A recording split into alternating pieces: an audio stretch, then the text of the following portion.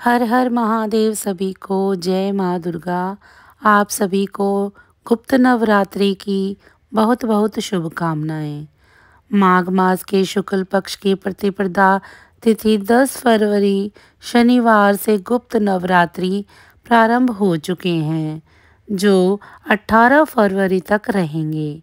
माघ मास में आने वाली गुप्त नवरात्रि देवी दुर्गा की पूजा उपासना के लिए सर्वाधिक प्रशस्त समय है।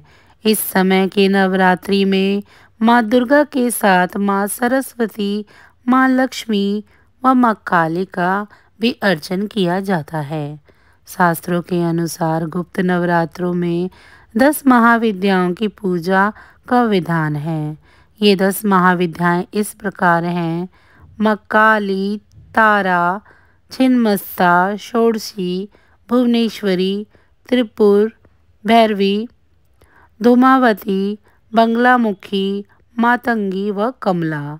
10 महाविद्या आदि शक्ति की अवतार मानी जाती हैं और विभिन्न दिशाओं में अधिष्ठात्री शक्तियां हैं।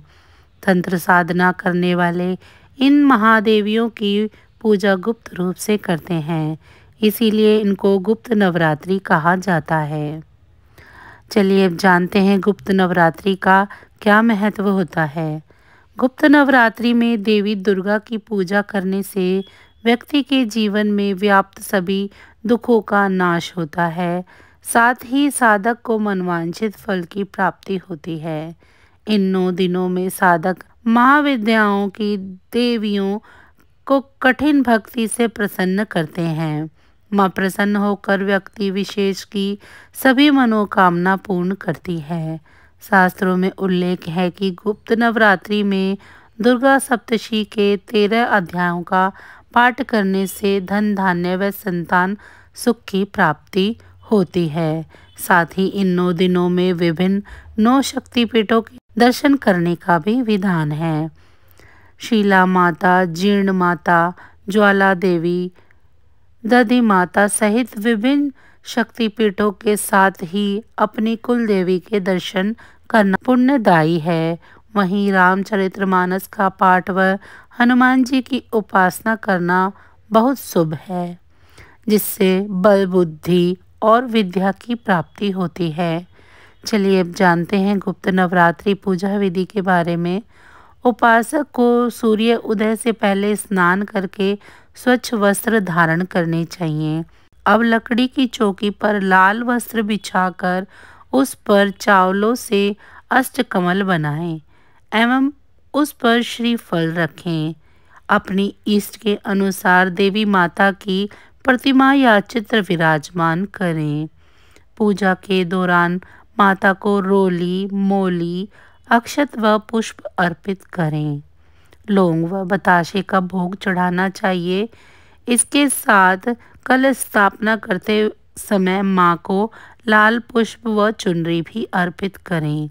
पूजन के बाद माँ की आरती करें तथा सर्व मंगल मांगल्ये शिवे सर्वार्थ साधिके शरण्य त्र्यंबके गौरी नारायणी नमोस्तुते मंत्र का उच्चारण करें। इससे माता जल्दी प्रसन्न हो जाती है और अपने भक्तों के ऊपर अपनी कृपा बनाए रखती है। चलिए अब जानते हैं गुप्त नवरात्रि की पूजा के नियमों के बारे में। गुप्त नवरात्रि पर किए जाने वाली पूजा गुप्त रखी जाती है। इससे पूजा का पूर्ण फल मिलता है। नवरात्रि के दौरान एक समय सात्विक भोजन करना चाहिए, भूमि शयन करना चाहिए, ब्रह्मचर्य का पालन करना चाहिए। अंतिम अष्टमी या नवमी तिथि पर कन्या ब्राह्मण भोज करवाया जाना चाहिए। गुप्त नवरात्रि में काले, बैंगनी, नीले रंग के कपड़े पहनने से बचना चाहिए। चलिए अब जानते हैं गुप्त नवरात्रि की पावन कथा के बारे में। गुप्त नवरात्रि से जुड़ी प्राचीन कथा के अनुसार एक समय ऋषि श्रृंगी भक्तजनों को दर्शन दे रहे थे। तभी अचानक से भीड़ में से एक स्त्री निकलकर आई और करबद्ध होकर ऋषि से बोली कि मेरे पति दुर्व्यसनों से हमेशा घिरे रहते हैं, जिस कारण मैं पूजा पाठ नहीं कर पाती हूँ। इतना ही नहीं, मैं धर्म और भक्ति से जुड़े पवित्र कार्यों का संपादन भी नहीं कर पाती हूँ। साथ ही ऋषियों को उनके हिस्से का अन्न भी अर्पित नहीं कर पाती हूँ। मेरे पति मांसाहारी हैं, जुआरी हैं, लेकिन मैं माँ दुर्गा की भक्ति और सेवा करना चाहती हूँ और उनकी साधना से पूरे परिवार के जीवन को सफल बनाना चाहती हूँ। ऋषि श्रृंगी महिला की भक्ति से बहुत प्रभावित हुए।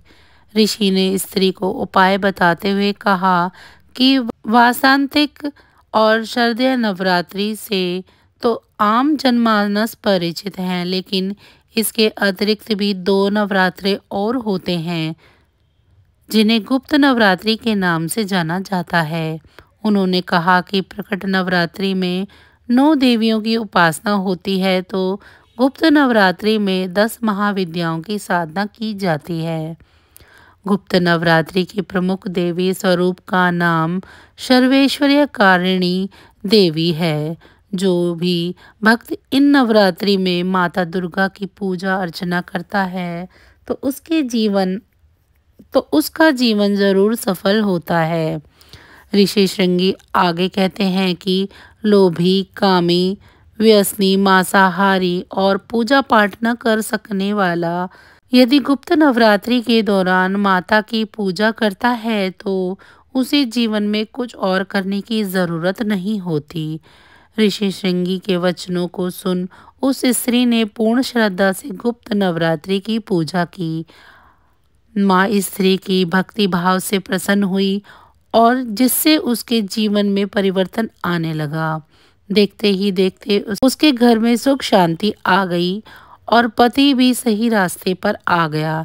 इस तरह से गुप्त नवरात्रि में माता की आराधना करने से स्त्री के घर में खुशहाली आ गई। तो बस आज की जानकारी इतनी ही थी। माँ दुर्गे की कृपा आप सभी पर सदैव बनी रहे। अगर आपको मेरी ये जानकारियाँ अच्छी लग रही हैं तो वीडियो को लाइक करें।